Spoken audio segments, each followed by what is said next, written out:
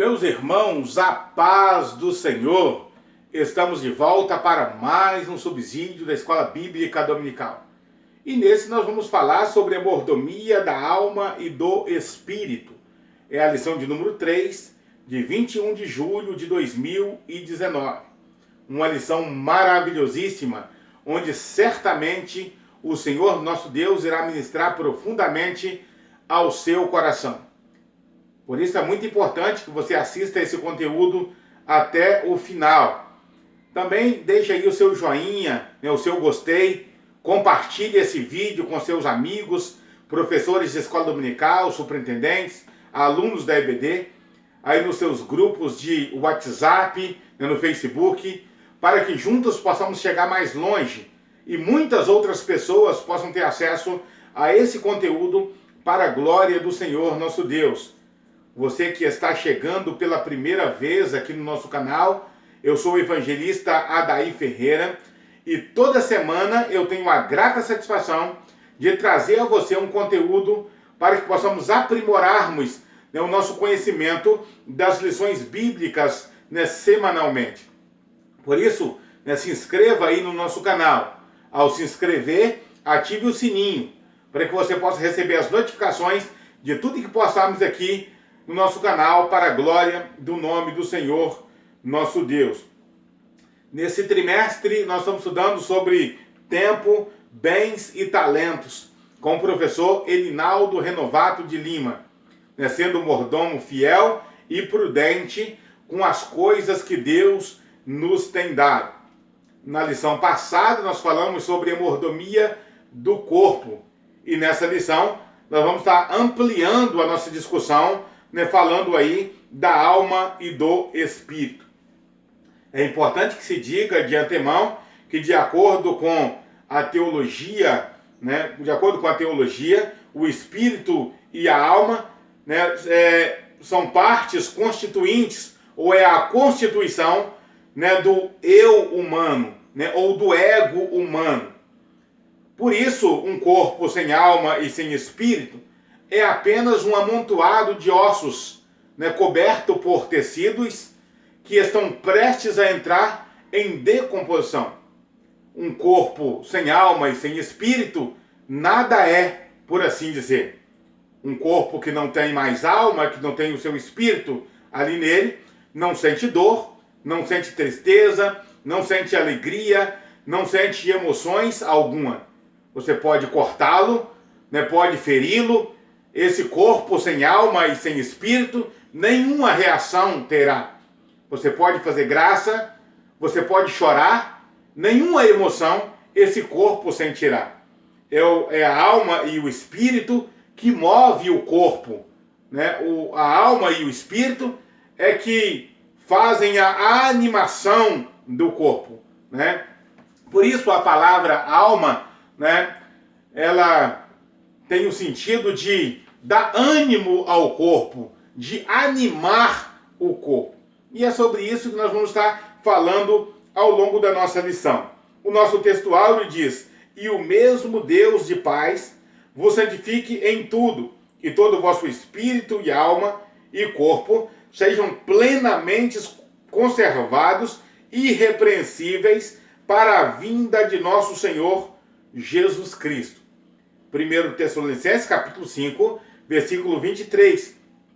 A nossa verdade prática diz: ao lado do corpo, a alma e o espírito devem estar preparados para a vinda do Senhor Jesus Cristo. A nossa leitura bíblica em classe está no livro de Gálatas, no capítulo 5, versículos 16 a 22 e também o versículo 25. Nós não vamos ler para ganharmos tempo no nosso subsídio, mas eu quero encorajar você a fazer essa leitura aí na sua lição e também na sua Bíblia. E também não deixar de fazer a leitura diária, todos os dias da semana, um texto bíblico colocado aí pelo nosso comentador, para que possamos fazer a leitura diária no conhecido culto doméstico e fazer a oração junto com a nossa família. Não deixe de aproveitar as bênçãos que Deus tem para a sua casa, para a sua família. É importante que se diga que há três teorias, né, que trabalham essa questão, né, da composição humana. A primeira delas é a teoria monista, ou monismo, né, que diz que o ser humano não tem essa questão de alma e de espírito. Alma e espírito quer dizer o fôlego de vida. Baseado no fato de que o sábio Salomão diz que assim como morre o homem, morre o animal e vão todos para o mesmo lugar. Quando Salomão diz que assim como morre o homem, morre o animal e vão todos para o mesmo lugar, ele quer dizer que essa capa, né, o corpo humano, né, vai para o mesmo lugar que vai o animal, que é a terra. Assim como o animal, ao morrer, ele se decompõe, o ser humano também, ao morrer, se decompõe. Com isso, o sábio Salomão não estava querendo dizer que o ser humano não tem alma e espírito, e que esses agentes, espírito e alma, não prestarão contas a Deus. Isso não quer dizer, de hipótese nenhuma, que o sábio Salomão estava tendo esta interpretação monista. Uma outra teoria é a teoria chamada dicotomia, né? A dicotomia diz que espírito e alma são a mesma coisa. Quando a Bíblia fala do espírito, né, espírito pode ser entendido como alma. Alma pode ser entendido como espírito. Então, espírito e alma sendo uma coisa só, resta apenas o corpo, né, para fazer aí essa relação dicotômica, por assim dizer. Os teóricos da dicotomia, né, baseiam no fato de que as palavras gregas e hebraica para espírito e para alma, né, querem dizer absolutamente a mesma coisa. A palavra espírito, né, no grego, pneuma, e no hebraico, ruach. A palavra alma, né, no hebraico, nefesh, e no grego, psique, querem dizer a mesma coisa. Não há diferença nos sentidos, né, dessas palavras. Por isso, os teóricos da dicotomia, né, dizem que o ser humano tem apenas duas partes, né, espírito e alma, que fazem parte, né, da chamada parte imaterial do ser humano, e o corpo, que é a parte material do ser humano.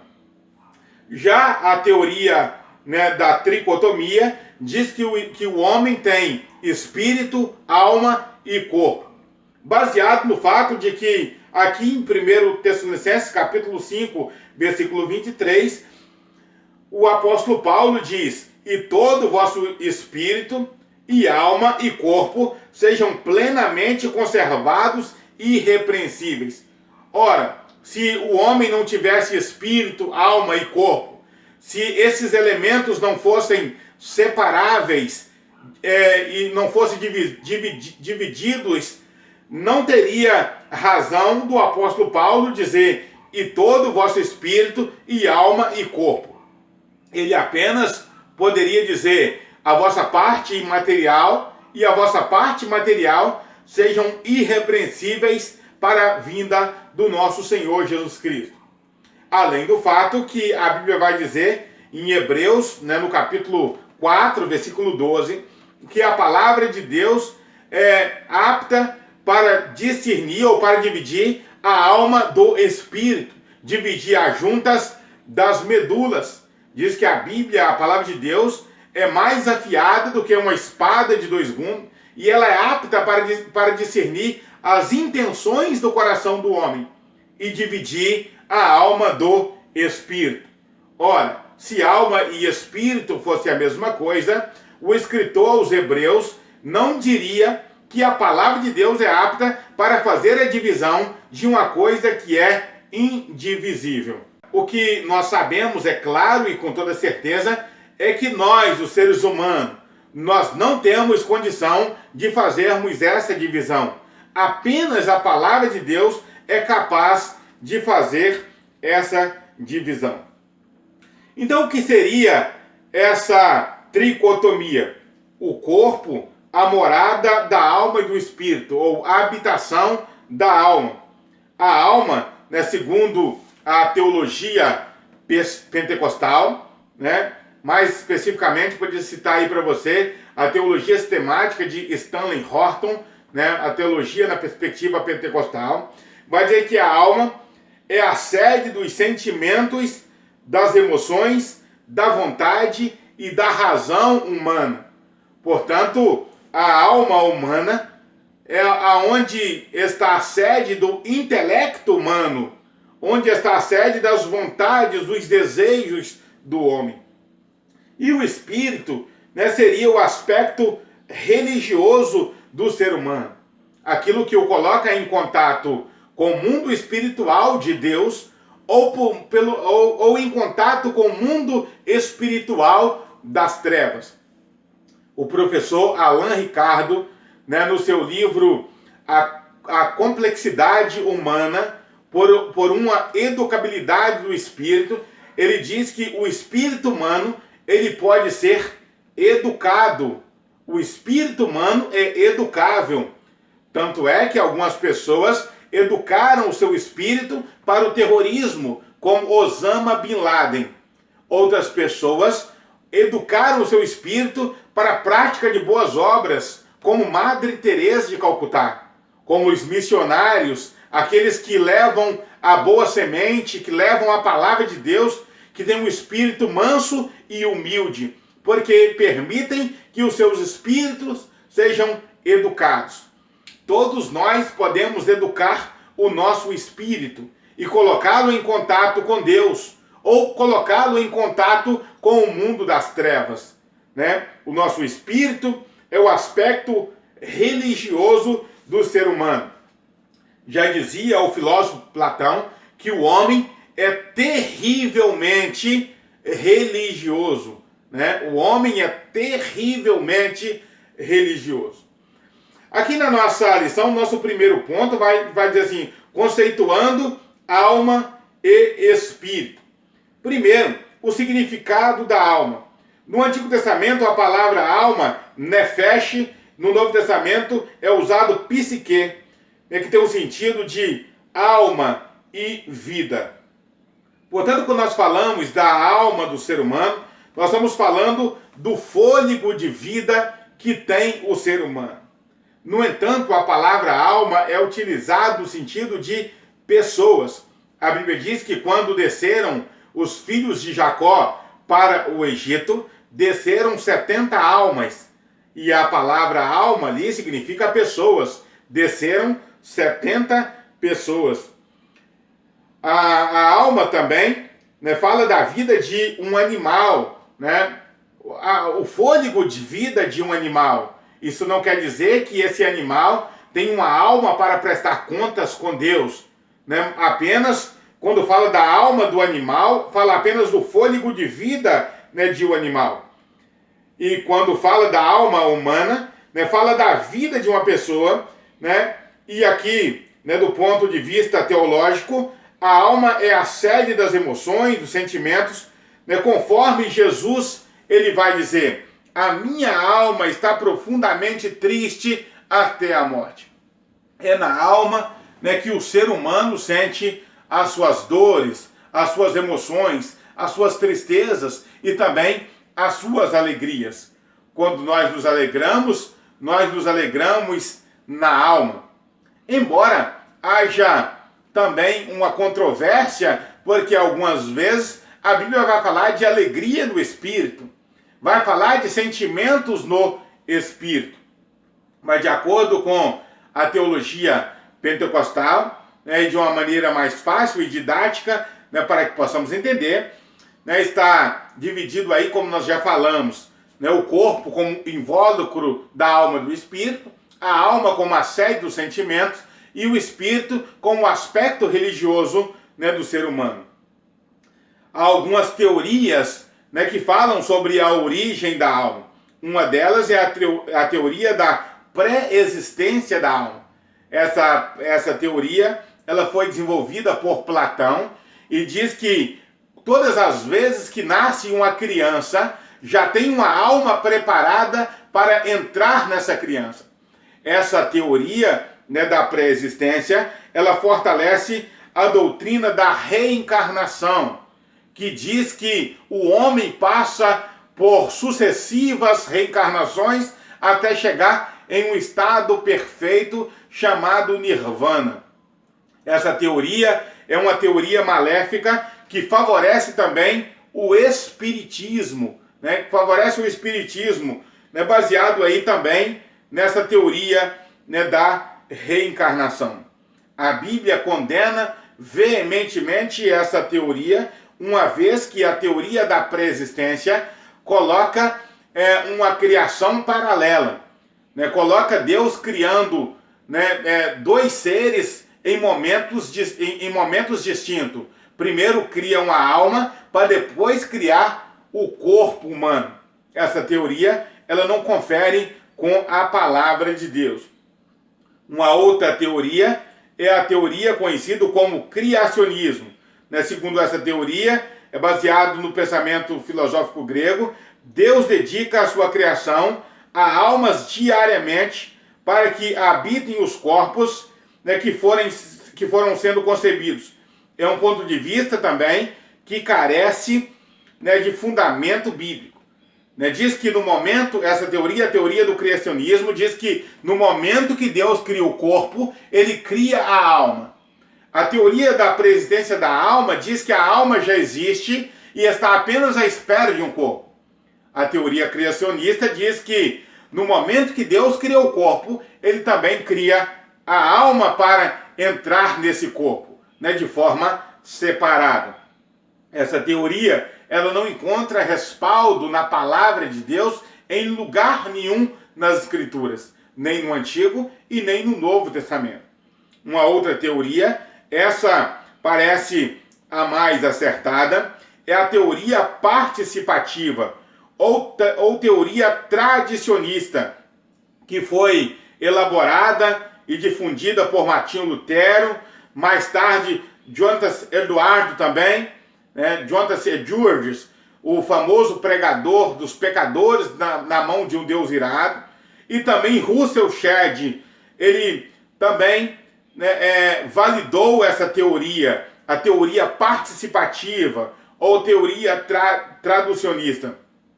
Diz que como Deus deu ao ser humano, né, o poder de propagar a sua espécie, né, o ser humano é uma espécie, né, quando o ser humano ele propaga a sua espécie, ele já propaga a sua espécie num pacote completo, espírito, alma e corpo, né? Vamos ver aqui o que o nosso comentador fala sobre isso, para que possamos melhorar o nosso entendimento.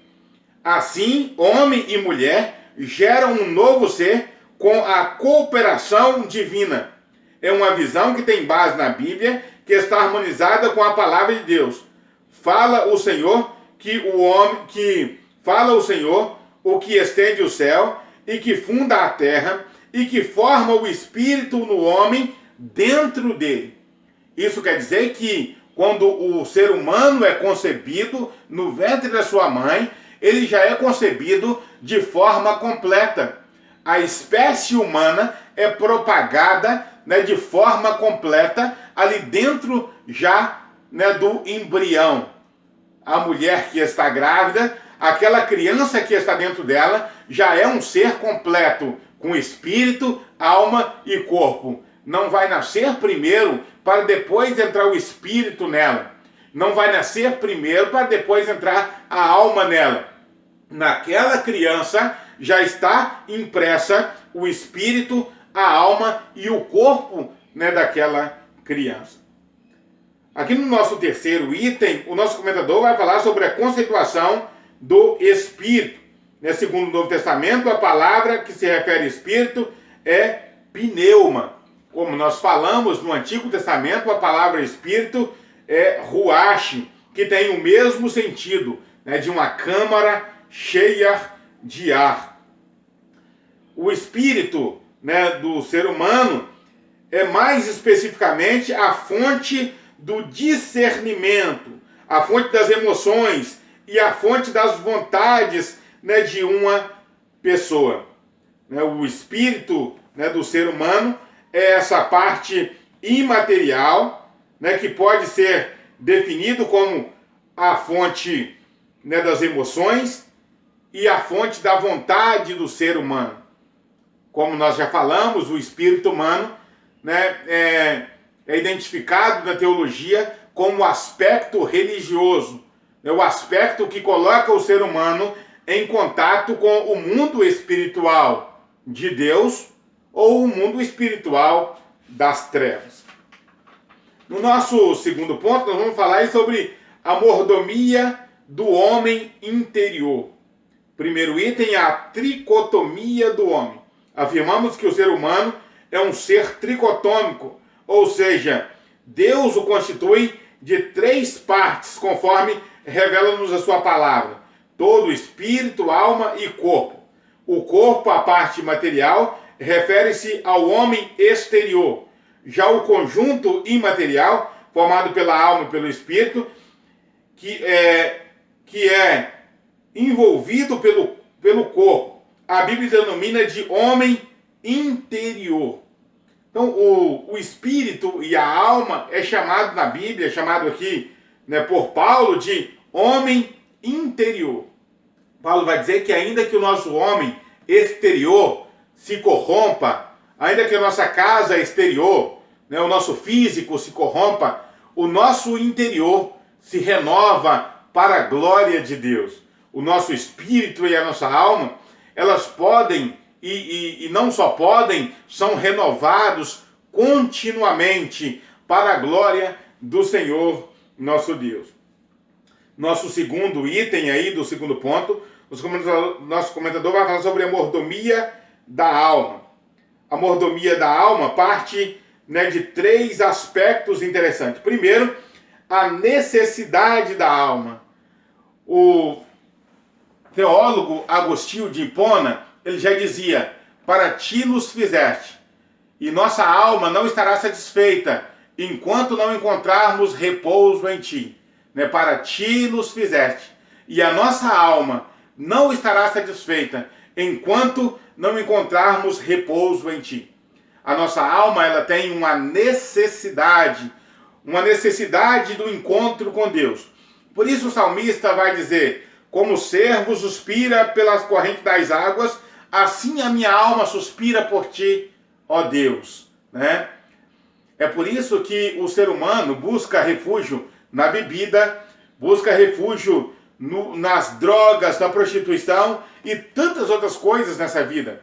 Porque na sua alma há um vazio do tamanho de Deus. A sua alma há um vazio do tamanho da necessidade que ele tem de Deus, o nosso Senhor. Se esse vazio não for preenchido com a palavra de Deus, não for preenchido com as coisas espirituais, certamente será preenchido com as coisas carnais, com a bebida, com as drogas, com a prostituição, com as noitadas, e assim se vai.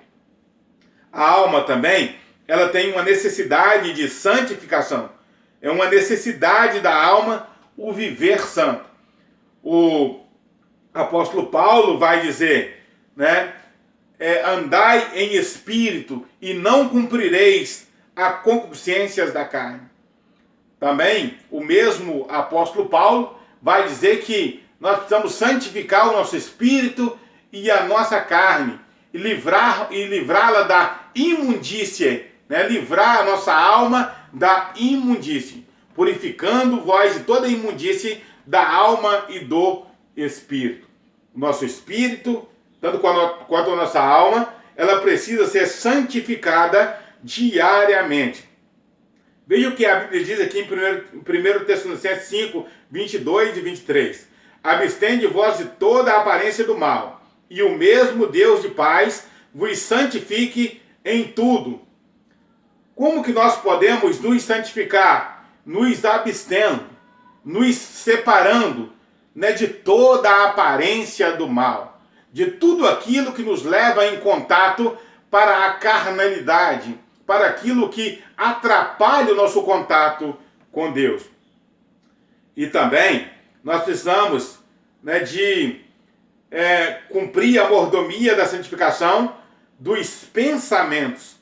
Nós vimos que a alma é a sede das emoções, dos sentimentos e dos pensamentos. Logo, sua mordomia deve zelar por tudo aquilo que preenche o pensamento do crente, conforme ensina o apóstolo Paulo.